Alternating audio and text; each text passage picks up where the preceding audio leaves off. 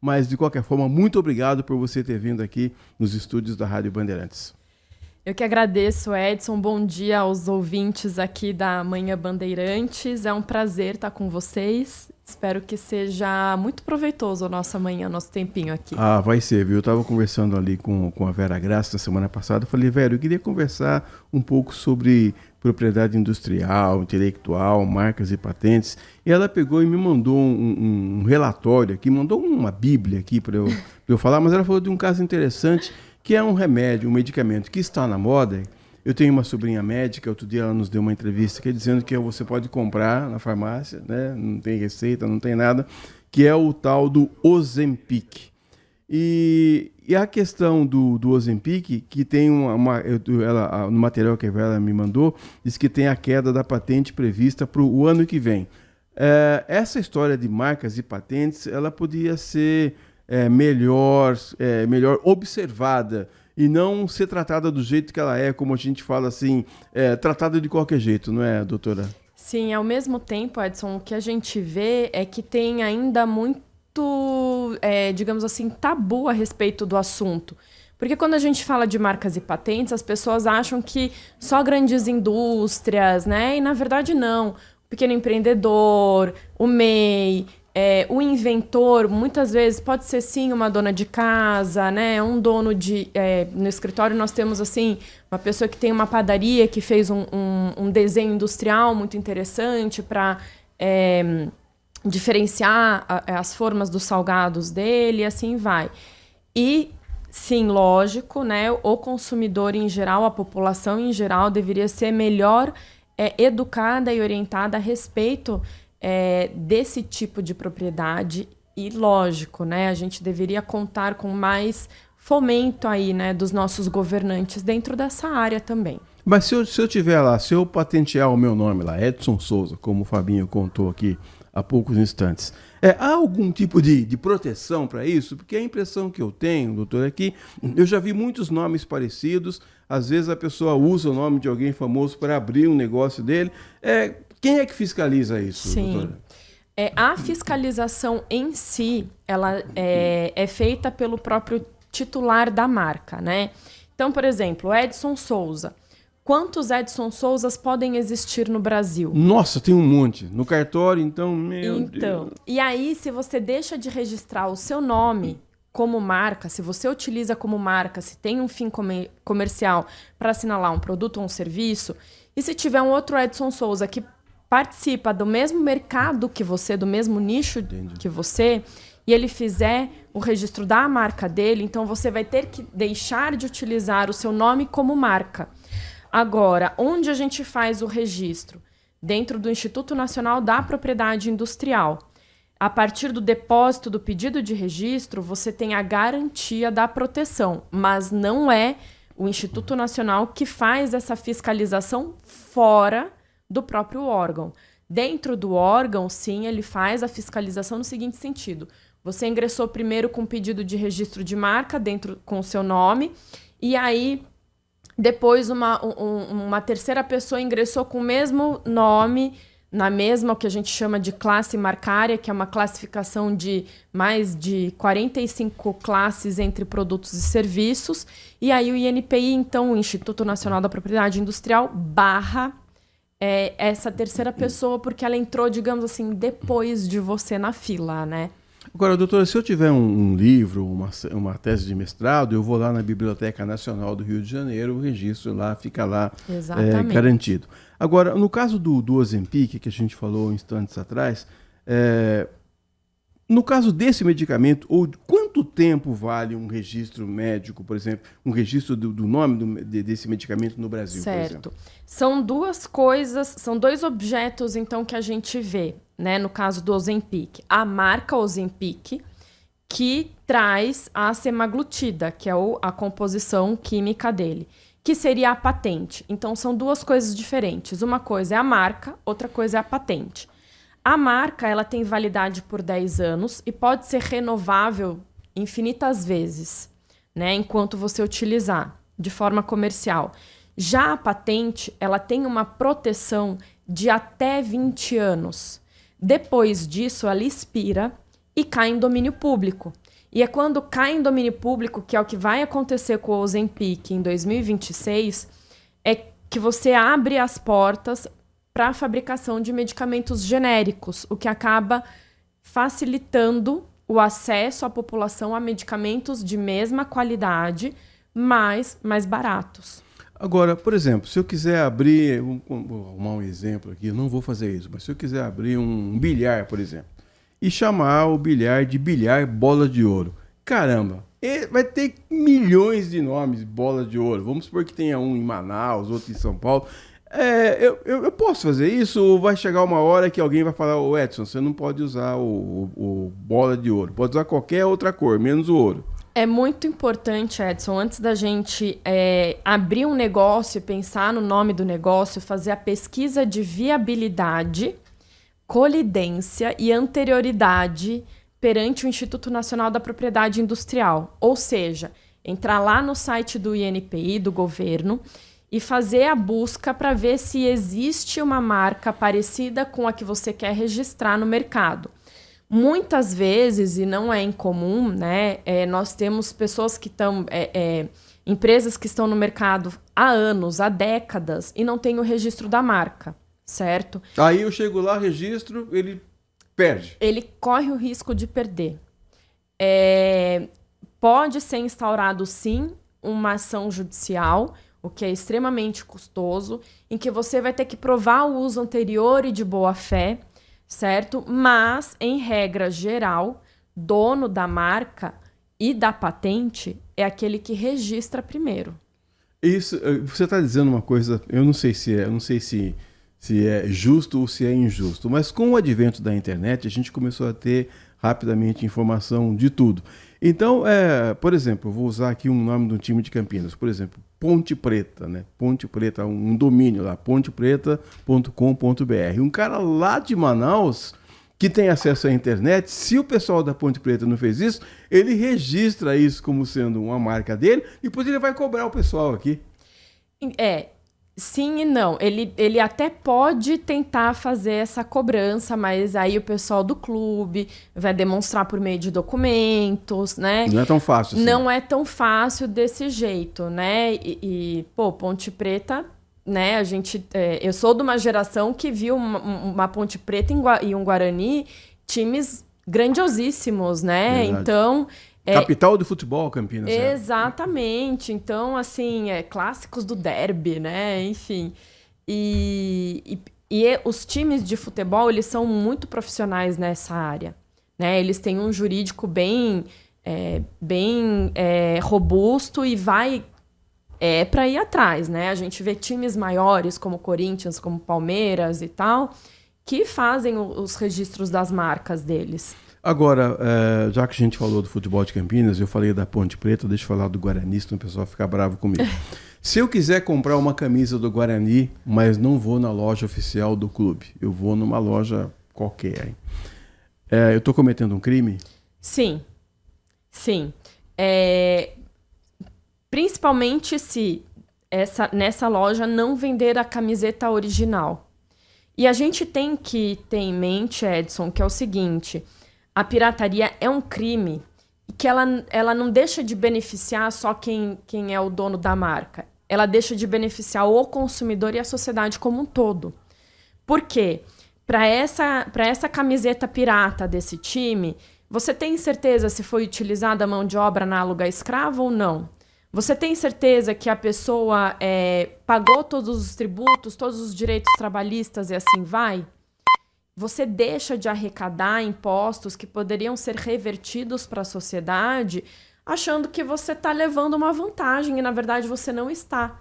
Você tem completa noção de que talvez esse tecido não seja um tecido adequado e possa te fazer mal?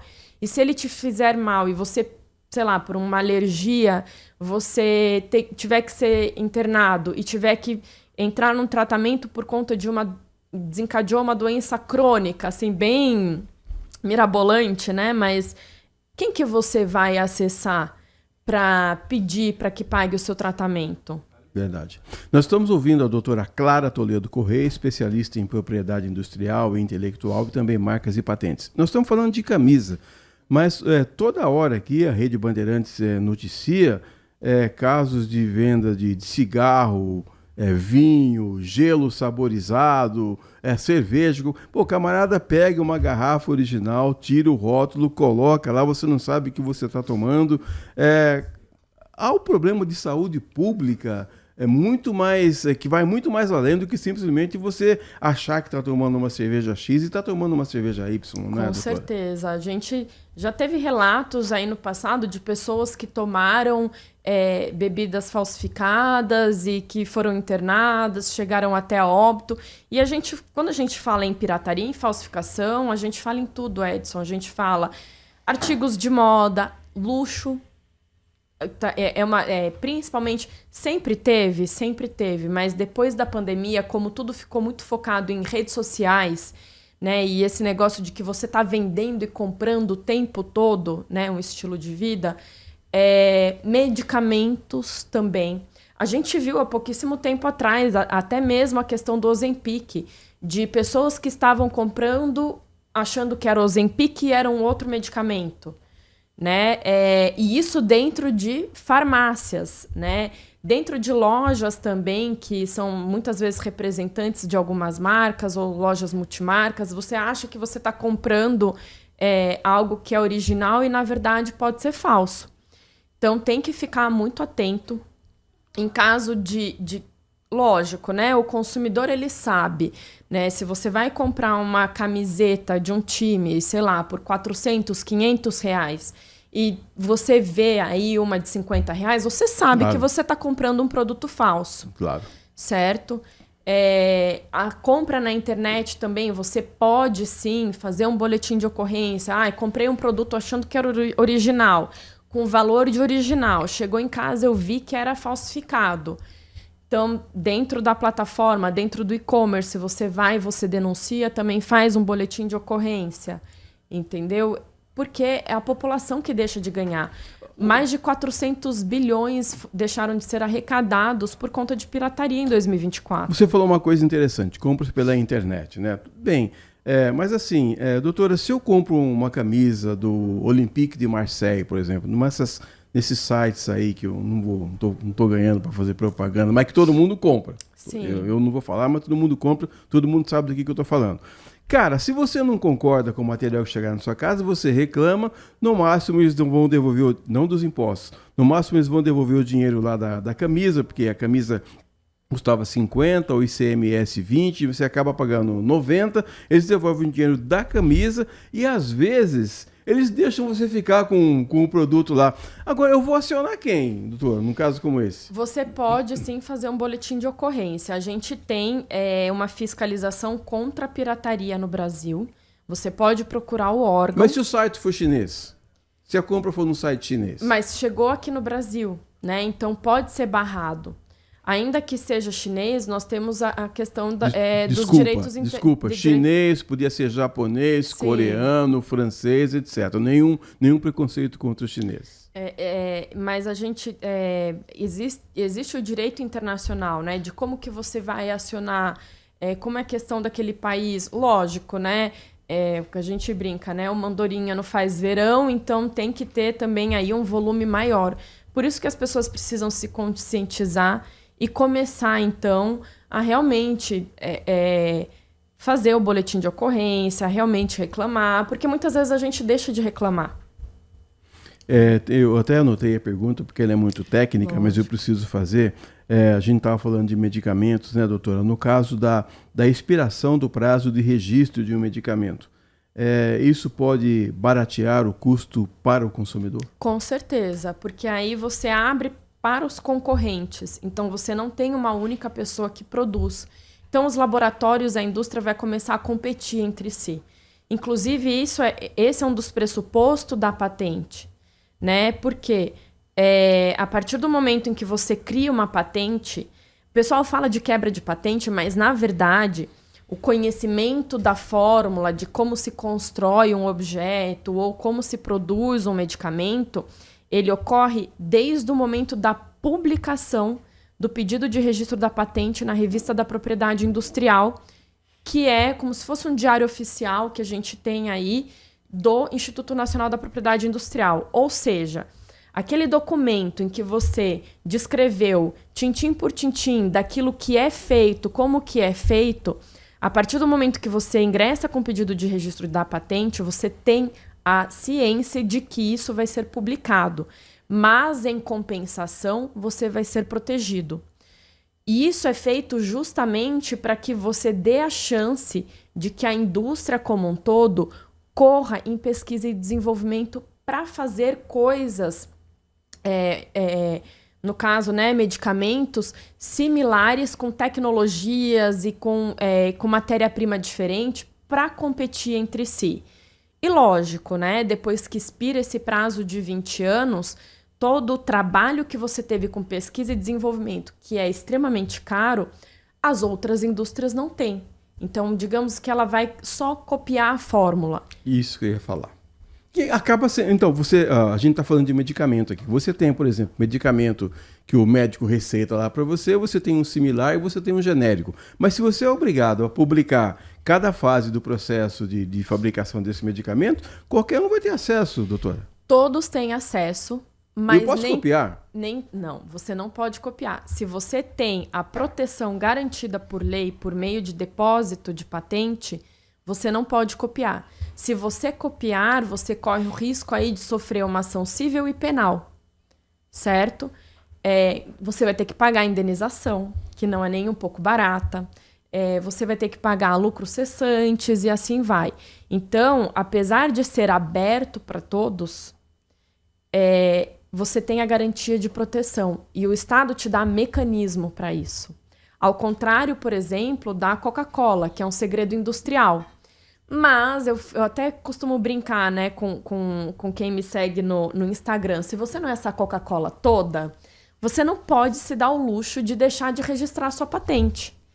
Porque a partir do momento em que você faz o processo de engenharia reversa e descobrem qual que é a sua fórmula, ou como você produz determinado objeto, aquilo se torna de conhecimento público e você não pode mais reclamar a titularidade e a exclusividade dela. 11 horas mais 23 minutos, estamos ouvindo a doutora Clara Toledo Corrêa, especialista em propriedade industrial e intelectual e também em marcas e patentes. Já chegando aqui, caminhando para a parte final do nosso programa, da nossa entrevista, e você está ouvindo o Manhã Bandeirantes, 11 horas 23 minutos. O que eu queria perguntar para você, doutora, é o seguinte: se alguém quiser iniciar algum processo, ou se alguém quiser ter um contato com você, ter uma orientação, você tem uma rede social, você tem um escritório, faz como? Tenho sim, Edson. Tem a Toledo Corrêa Marcas e Patentes, né, que eu faço parte desse escritório. Tem o meu Instagram, que é o @clara.toledo.advogada. E tem também o meu e-mail, que é o clara@toledocorreia.com.br.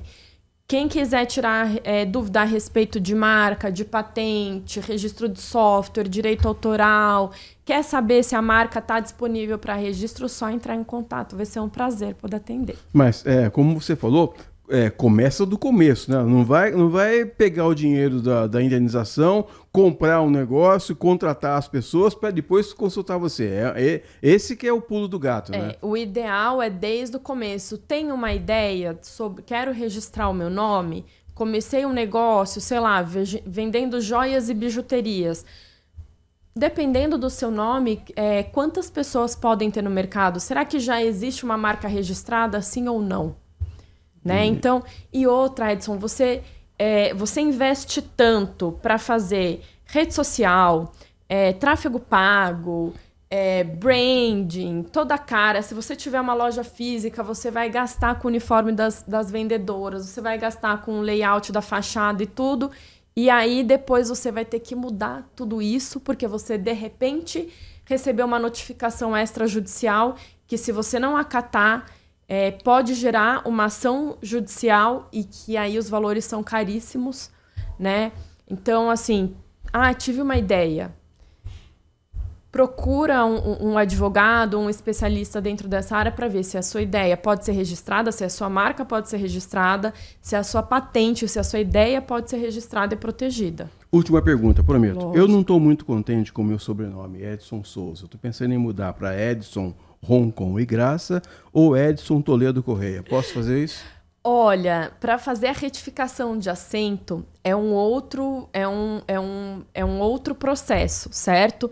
Mas a partir do momento em que você ingressa com pedido de registro de marca do seu nome no INPI, no Instituto Nacional da Propriedade Industrial, você tem que ter uma autorização sua falando que, se for o seu CNPJ, que o meu CNPJ eu autorizo a utilizar o meu nome.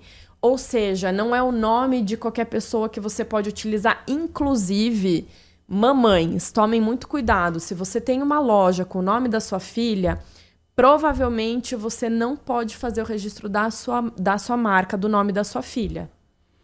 Muito bem. Então, cuidado aí vocês da família Lopes, da família Capucci. Cuidado na hora de fazer os registros. 11h26.